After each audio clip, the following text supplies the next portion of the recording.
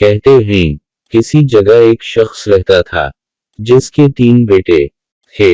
اس شخص نے اپنے ان تینوں بیٹوں کے نام حجر رکھے ہوئے تھے۔ دن گزرتے رہے حتیٰ کہ اسے مرض الموت نے آن لیا۔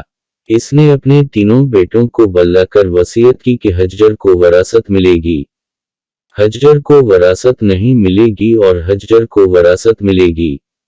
اس کے ساتھ ہی اس کی روح قبض ہو گئی۔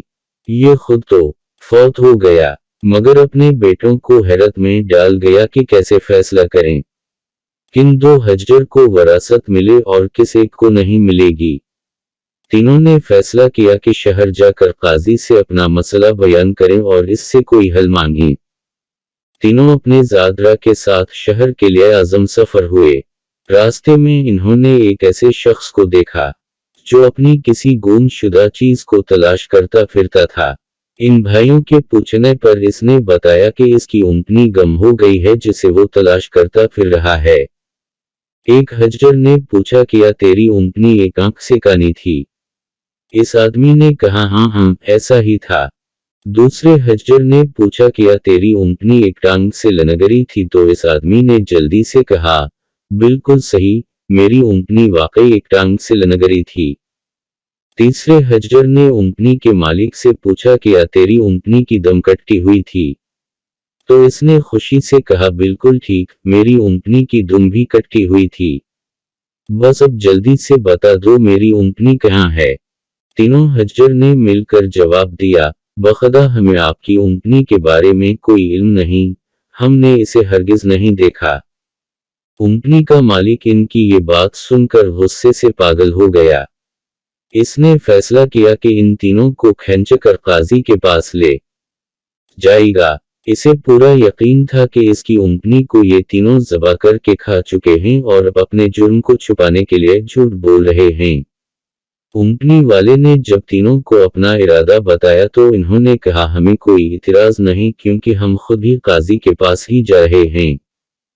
جب یہ چاروں قاضی کے پاس پہنچے تو اونٹنی والے نے قاضی سے اپنا قصہ بیان کیا۔ قاضی نے ان تینوں سے کہا جس طرح تم تینوں نے اونٹنی کی نشانیاں بتائی ہیں اس کا ایک ہی نتیجہ نکلتا ہے کہ اونٹنی تم تینوں کے پاس ہے، بہتر ہے کہ تم اپنے جرم کا اعتراف کر لو۔ پہلے نے کہا جناب عالی، ہم نے اونٹنی تو نہیں دیکھی تھی، ہاں البتہ اونٹنی کے آثار ضرور دیکھے تھے۔ جب میں نے اسے کہا تھا کہ تیری اونٹنی ایک آنکھ سے کانی ہے تو میں نے دیکھا تھا کہ راستے کے ایک طرف کا گھاس تو خوب چرا ہوا تھا مگر دوسری طرف کا ویسے ہی باامان موجود تھا۔ اس کا ایک ہی مطلب تھا کہ اس شخص کی اونٹنی ایک آنکھ سے کانی رہی ہوگی۔ دوسرے حجر نے کہا میں نے دیکھا تھا کہ راستے میں 3 قدم تو گہرے لگے ہوئے ہیں جبکہ چوتھا قدم زمین پر معمولی پڑا ہوا تھا، جس کا مطلب بس اتنا ہی بنتا تھا کہ یہ جانور لنگڑا بھی تھا۔ تیسرے حجر نے کہا اونٹ جب راہ چلتے ہوئے اپنا گوبر گراتے ہیں تو دم سے ادھر ادھر بکھیرتے ہیں، جبکہ ہم جس راہ سے آئے تھے وہاں پر گوبر ایک ہی لائن میں سیدھا گرا ہوا تھا جس کا ایک مطلب ہو سکتا تھا کہ اونٹنی کی دم کٹی ہوئی ہے جو اپنا گوبر دائیں بائیں نہیں پھیلا پائی۔ قاضی نے بغیر کسی دیر کے اس آدمی کی طرف دیکھا اور کہا تم جا سکتے ہو، تمہاری اونٹنی ان لوگوں کے پاس نہیں ہے اور نہ ہی انہوں نے اسے دیکھا ہے۔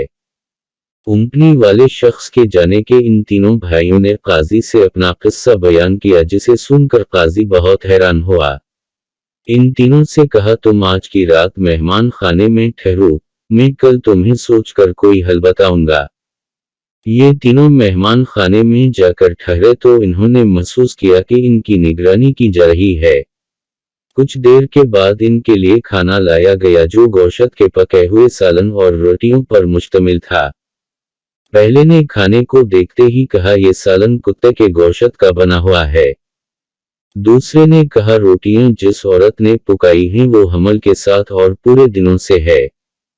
تیسرے نے کہا یہ قاضی حرام فعل کی اولاد ہے۔ بات قاضی تک پہنچ گئی۔ اس نے تینوں کو دوسرے دن اپنی عدالت میں طلب کر لیا اور تینوں سے مخاطب ہو کر کہا تم میں سے کس نے کہا تھا یہ کتے کا گوشت پکا ہوا ہے؟ پہلا بولا میں نے کہا تھا۔ काजी ने बावर्ची को बुलाकर पूछा तो इसने इतराफ किया कि पकाने के लिए कुछ नहीं था, तो इसको शरारत सूझी और इसने कुत्ता मारकर इसका गोश्त पकाया और इनको खाने के लिए भिजवा दिया। काजी ने पहले से पूछा तुम्हें कैसे पता चला ये गोश्त कुत्ते का है, तो इसने बताया गाय बकरी यम के गोश्त के नीचे चर्बी लगी होती है, जबकि ये सारा चर्बी नुमा था जिसके नीचे कहीं कहीं गोश्त लगा हुआ था। काजी ने कहा तुम वो हजर हो जिसको अपने बाप के माल से विरासत मिलेगी। काजी ने दोबारा इनसे मुखातब होकर पूछा किसने कहा ये रोटियां ऐसी औरत ने बनाई हैं जो 9 माह के हमल के साथ और अपने पूरे दिनों से है। जवाब में दूसरे ने कहा मैं हूं जिसने ये कहा था। काजी ने पूछा तुम्हें क्यों कर ये लगा, तो इसने कहा मैंने देखा रोटियां एक तरफ से फूली हुई और खूब पकी हुई हैं तो दूसरी से कच्ची और मोटी रह गई हैं। मैंने इससे यही अखज़ किया रोटियां बनाने वाली ऐसी खातून है जिससे तकलीफ के मारे ज्यादा झुका नहीं जा रहा और वो सामने की चीज भी नहीं देख पा रही, जिसका मतलब यही बनता था कि औरत हामिला है और रोटियां बनाने में तकलीफ महसूस करती रही है। काजी ने इस दूसरे से भी कहा कि तुम वो हजर हो जिसे इसके बाप के तरका से विरासत में हिस्सा मिलेगा। फिर काजी ने तीनों से मुखातब होकर पूछा ये किसने कहा था मैं वलद अल हराम हूँ। तीसरे ने जवाब दिया कि ये मैंने कहा था। काजी उठकर अंदर गया और अपनी मां से पूछा क्या ये सच है कि वो वलद अल हराम है, तो उसकी मां ने कहा ये सच है कि तुम हराम के हो।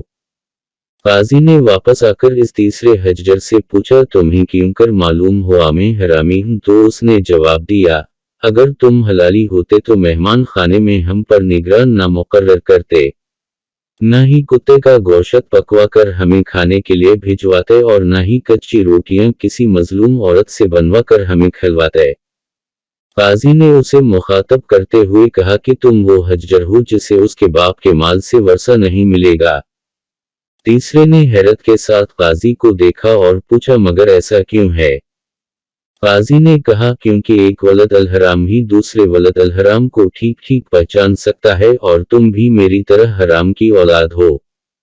विरासत पाने वाले दोनों हजर अपनी मां की तरफ लौटे और दरियाफ्त किया कि हमारे तीसरे भाई का क्या माजरा है, तो उनकी मां ने कहा तुम्हारा बाप एक बार सुबह की नमाज पढ़ने मस्जिद गया तो इसे दरवाजे पर रखा हुआ पाया था। इसे घर लाया, इसका नाम भी तुम दोनों जैसा हजर रखा और इसकी परवरिश की। जी तो ऐसी होती हैं अरबों की हकायतें जिनमें हिकमत के दरस भी होते हैं। मज़मून अरबी से लेकर आपके लिए तर्जमा किया गया है। मज़ा से भरपूर कहानियाँ और किस्से जानने के लिए हमारे चैनल को सपोर्ट करें। वक्त देने का शुक्रिया।